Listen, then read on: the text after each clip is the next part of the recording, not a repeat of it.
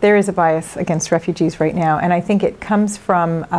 watching our television, that basically what happens is that as people see these images of migrants walking and kind of invading all of these countries in Europe, the TV brings it close and erases the fact that we have an ocean between us, and that what's happening there will never happen. And so Americans are afraid that as Europe has been swamped by immigrants and migrants, that America will be too. And the media did not help the situation with the way that they use the words, because they call them refugees, and there's a kind of lay term, which means somebody who's fleeing, seeking refuge, but it's also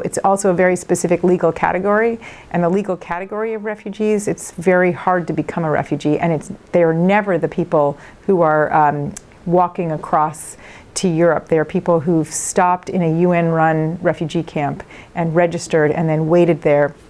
and then gone through what already seems to me to be pretty extreme vetting, with multiple interviews and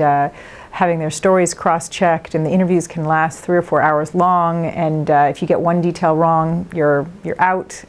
Less than 1% of all people who apply to be refugees ever get resettled anywhere, much less in a specific country. I think it's in our interest for national security as a country to assist anybody who's here already. One of the problems that's happening in places like Brussels and Paris is that people are living in ghettos, and they're not integrating with the other culture, and so there's an us-them thing happening, and that seems like that's a breeding ground for radicalism. But if you have families that are here that are meeting American families, and American families are trying to help them so that A, they get integrated better, and B, they feel welcome here,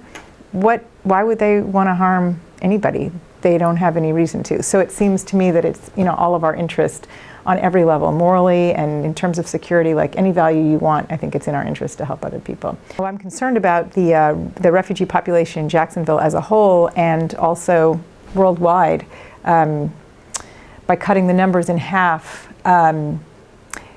it's going to have a huge impact on the infrastructure, because the agencies are all run by government grants, and when the grant is now half as big as it used to be, which means that the agencies, even if they're going to still be taking a few refugees, they're not going to be taking the same volume, which means that they're going to have to let people go. Even if we get through the 120-day ban, they're still going to have to let some of the social workers go. And it's the social workers who know the families, know the communities, and so all of that knowledge and all of that infrastructure, even if the program continues, we're going to have lost all of that when those people go.